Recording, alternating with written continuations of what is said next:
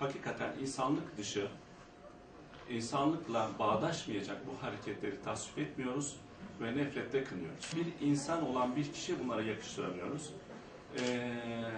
Böyle kutsal hizmeti ifa ederken, takdir beklerken, teşekkür beklerken bunlara maruz kalmak hakikaten onur kırıcı, moral bozucu şeyler.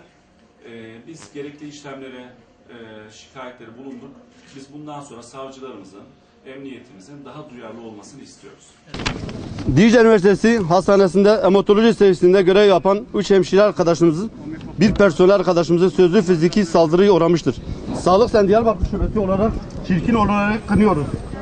Türkiye'de 2012 yılında uygulamaya başlayan Sağlıkta Dönüşüm Programı ile beraber sağlık çalışanları iş yükünü Avrupa'daki meslektaşlara göre 6 kat artmıştır.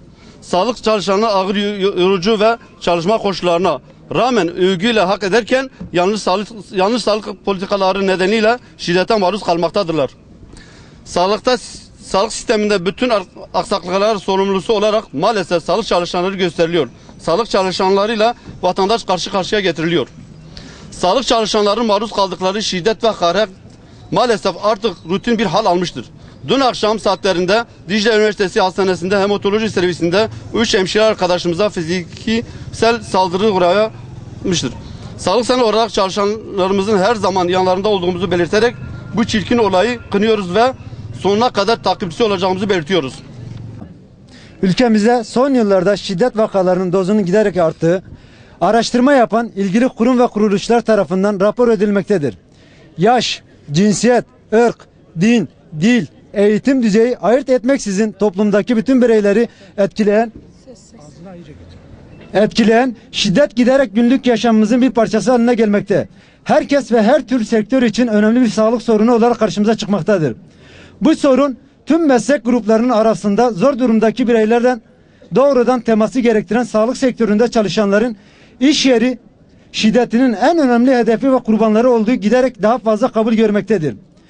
Dünya Sağlık Örgütü, Uluslararası Çalışma Örgütü, Uluslararası Hemşireler Birliği, sağlık sektöründe iş yeri şiddeti başlıklı ortak raporuna göre sağlık çalışanların %50'sinden daha fazla mesleklerini uyguladıkları herhangi bir zamanda şiddete maruz kaldıklarını bildirmektedir. Buradan yetkililere sesleniyoruz. Sağlık çalışanlarına yönelik şiddete caydırıcı düzenlemelerin yasalaşmasını, alınacak önlemlerin de samimi ve sonuç alıcı olmasını istiyoruz. Bu ve benzeri olayların yaşanmaması için bir kez daha haykırıyoruz. Şiddet durmadan, insani çalışma ortamı sağlanmadan biz de durmayacağız, susmayacağız. Rabia Önal'ın kız kardeşiyim. Dün akşam nöbette olan ablam hasta yakınları tarafından darp edildi. Vahşetçe, vahşi bir şekilde. 4 kişi. 4 arkadaş beraber, 4 sağlık çalışanı beraber saldırıya uğradı. Ama ablam çok ağır. Şu an beyin cerrahinde zaten orada yatıyor. Krize de girmişti. 4 erkek, biri polis, biri uzman çavuş bunların arasında. Saçından sürükleyip deske ve duvara vura bayıltana kadar, kriz geçirene kadar dövüyorlar vahşi bir şekilde. Ve biz buranın emniyeti de, askeriye de burayı yağarız. Siz kim oluyorsunuz diye konuşmalar, tehditler savuruyorlar. Ablama saldırma nedenleri de hiçbir şekilde diyalogta değiller. Sadece yoğun bakımına girmek istiyorlar. Bununla izin vermiyorlar. Yani hastaları 83 yaşında, o 20 kişi beraber yoğun bakımına alınamaz zaten. Bunu herkes biliyor. Bunlar izin vermeyince de diretince ablamlar güvenlik aramak istiyorlar. Güvenliği aramak istemeleriyle bu şahısların saldırmaları bir oluyor. Güvenliği aramayın, siz kim oluyorsunuz diyorlar ve üzerlerine çullanıyorlar. Her birine 4-5 kişi, zaten 15 küsür kişilermiş bu saldırı hasta yakını.